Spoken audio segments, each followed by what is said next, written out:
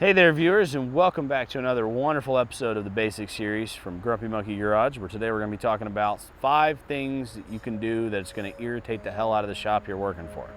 So this is for the new technicians of the world out there who have just started at a shop, or you're about to start at a shop and you want to know what not to do. This is the list of things not to do. So I've got my notes with me so I can kind of get through this in some sort of organized manner. The number one thing that irritates me and several other shop owners that I talk to is when you leave a giant mess. At the end of the day, if I go into the area you are working, especially if you're using my tools or your employer's tools, wherever you're at, and there is just this beautiful circus of, the spot where you were sitting and then just tools in all of arm's reach around you. That is not gonna fly. That is ridiculous, especially if they're my tools, because I gotta work after you're gone, especially if your shift has ended, or if I've gotta work on a personal project after hours, or if somebody else now has to work out of that bay and they can't find anything because you didn't put your stuff back. That is not going to work. That is a quick way to not have a good time in this industry. So make sure you can keep your stuff organized. There are trays you can buy. I think we did a review on some of the tools that really helped us out, and socket sets that come in trays. You can see that here in the description. There are ways to keep organized without leaving this circus of mess. Don't do that. Number 2 thing is your frustration. Everybody gets frustrated working on cars. I don't care who this was. Oh, I've been doing this 30 years. Cars are never frustrating. That person doesn't exist.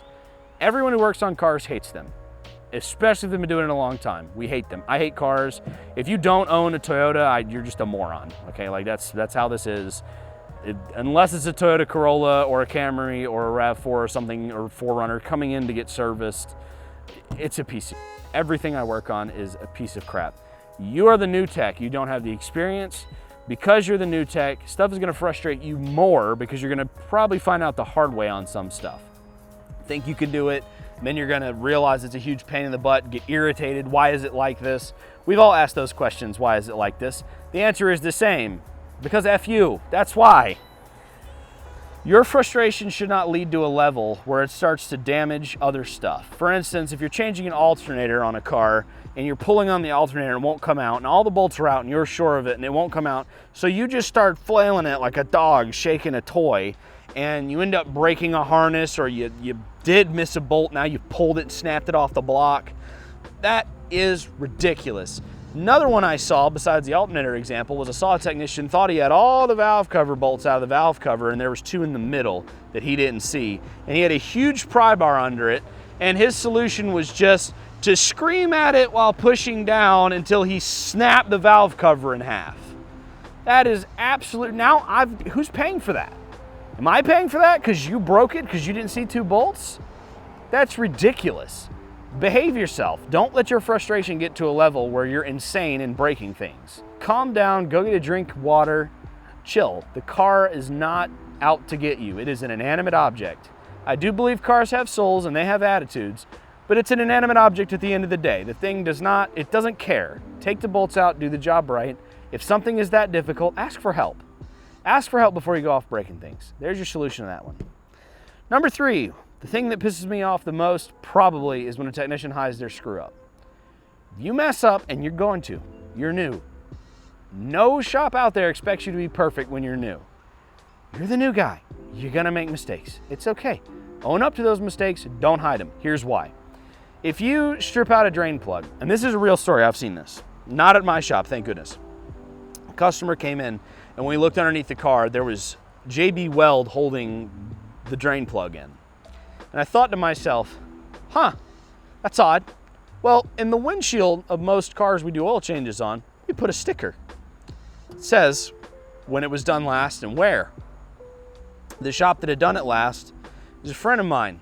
So I called down there and said, hey man, look at this. And I just took a picture of my phone and sent it to him. And I said, what do you think of that? And he goes, oh God, some idiot must have done it. And then I sent him a picture of the window sticker where it was his guys that did it. And he was horrified. And imagine if that was a different shop. You do that job, they come into a shop that wasn't me, somebody else. They bring the customer in and go, look what the last idiot did. That's a good way to get sued, one, because that's ridiculous. And if it was something more dangerous than a drain plug, like a brake caliper bolt that they had JB welded in, you're gonna get sued doing that kind of crap. Do not do that. you gotta keep your quality control up. If you mess up, do not hide it and JB weld a drain plug in or a caliper bolt in. Don't do that. Just, hey, I tightened this one too much. I sent it a little too bit much, bud. Yeah, you're gonna mess up, and then you learn how to retap a drain plug hole, or you get an oversized drain plug, and you're gonna have to learn to do that anyway, because you're gonna see, like we had to deal with, another shop is gonna make that mistake, and you're gonna have to clean it up.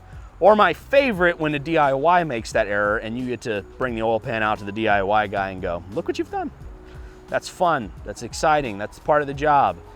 Don't hide it and try to cover it up and make it worse. Your shop's reputation's on the line, your reputation is on the line. Don't do that kind of crap. If you mess up, admit you messed up. Hey man, I've just done something stupid. Can you help me? What do I do now? Those would be acceptable. Obviously try not to screw up every single day or every single drain plug. But if you do, and you will, it's okay. Just take care of it the right way. Number 4 here is the attitude and the stability part here. Attitude. You want to be a pretty stable guy. You want to be able to take on any job, guy or gal. You want to take on any job that comes into the shop with a fresh, clean attitude. If you've done 5 fuel pumps and you get a no start in here, you're going to go right to the fuel pump because you've done 5 of them. Don't do that. Don't develop that. Every single one is... Nope. Try to avoid that. When you come into the shop, you want to make sure you've had a good night's sleep. You have to test drive cars here. You're dealing with dangerous chemicals. You're dealing with dangerous situations. Let me give you a story here. Technician, we're a day shop. It's not night shift here. Had only gotten about 3 hours of sleep for some reason. Stayed up playing Fortnite or something. And they came in, they jacked up a car to do an oil change with floor jack. And they immediately went under it to do an oil change. No jack stand. Absolutely not. Sent him home. I sent him home for the rest of the day. Nope. Because your tiredness made you skip a step that is essential. If that car falls and you die, it doesn't matter how much sleep you had last night, does it? It doesn't matter. You're dead. That's horrible, and all of the things that come with that. On top of that, you're now stuck to the bottom of somebody's car. Somebody's gonna have to go pressure wash you off of there. It's ridiculous. Don't be stupid like that. You wanna make sure that you're using your safety procedures correctly. Have a positive attitude, and don't come into work with 3 hours of sleep. Be a stable person. Go home, go to sleep. When you come to work, make sure you're able to work. 2 hours of sleep, 3 hours of sleep, not good when you're test driving customer cars and doing stuff that can kill you. You need to have some sort of, discipline to make yourself ready to do this job. Another one I've got here is the communication. You haven't had enough sleep, or you don't have, the best communication abilities, or you're already in a shitty mood for whatever reason, you're not going to communicate effectively with the rest of the staff or the customer, especially the customer. If you've seen our Crazy Customer Stories video, you'll know what I'm talking about, but there's a link to that in the description as well. Crazy Customer Stories. Customers are a very interesting bunch. 80% of them are wonderful people that are in, out, fixed a car, done customers. 15% of these people should not own a car because they're a moron, and 5% result in stories. The stories you get from customers are absolutely crazy. You need to be able to process this information and understand what needs to be done. Whether they're trying to scam you, those kinds of things, you don't want to be a victim of that kind of stuff. And you will be if you haven't had enough sleep, or if you're just not in the right headspace. Don't be a dickhead. They're going to target you more because they don't like you. Be a personable person. Go about your day with a positive attitude with every single car. Yes, it's a frustrating job, but keep it together. Don't let these things get to you that much. That's hard to do, but that's the advice. Number 5 thing you can do to aggravate the shop you're working for. If you create a lot of comebacks or complainers. If you just did the oil change, they leave and go home and they got a puddle of oil in their driveway, I'm gonna get an angry phone call. If I get an angry phone call on too many things you've done, you're becoming a comeback problem. You're now a liability to the shop. You're not making me money, you're costing me money. You're not gonna stay here very long. When you fix a car, it needs to stay fixed. If there's more that needs to be done to that car, we need to make a note of it. Even if the customer declines it, hey, this isn't all the way fixed because you need X, Y, and Z more. Cover your butt. You need to make sure you're doing that stuff. If you just come in, they say they need an oil change, all you do is the oil change and leave, and you ignore the fact there's a hole in the side of the block, you have not done the customer service. You have done all of us no service. You have absolutely hurt everyone. Because they still need an engine. Why do they pay for an oil change? Right? That's not fair to them. And now they're going to look at me like, how did you miss the dinner plate size hole in the side of the motor? I don't know. How did I? My technician? I'm going to blame the tech? No. You're going to have to take responsibility as the shop. That sucks. Don't be that guy. Last thing is safety. And this is a bonus one.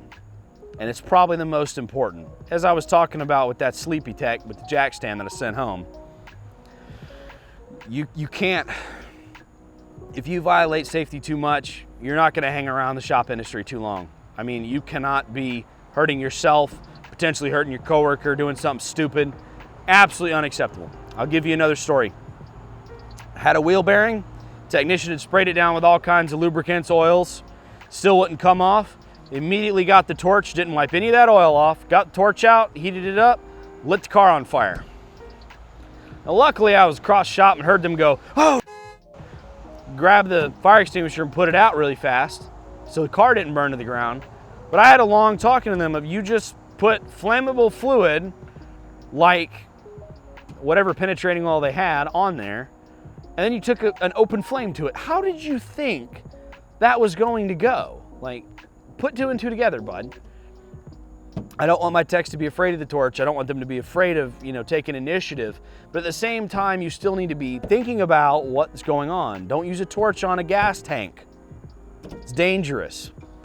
The other thing that's really aggravating with safety is less obvious than that. A lot of new techs aren't going to play with the torch, is your PPE. If you're doing brakes, you should be wearing gloves. You should be, a lot of old gloves had asbestos, a lot of old brakes had asbestos in them. You don't want to get asbestos poisoning.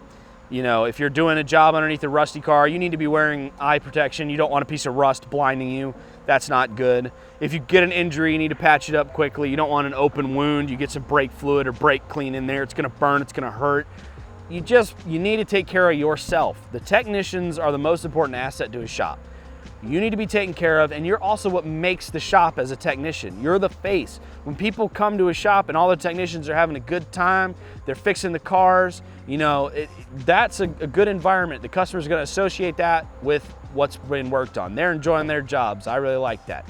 You're not gonna enjoy your job every day. The cars are gonna be frustrating. But just try to keep it into perspective that one car is frustrating and the next 15 may not be. If every single car is frustrating to you, the problem might not be the car. Take it all in. Well, that's the 5+ bonus things you can do that'll aggravate your new employer as a new tech, and some pretty good helpful pieces of advice. We hope you enjoyed this episode of the Basic Series, and we'll see you next time on Grumpy Monkey Garage. Have a good one.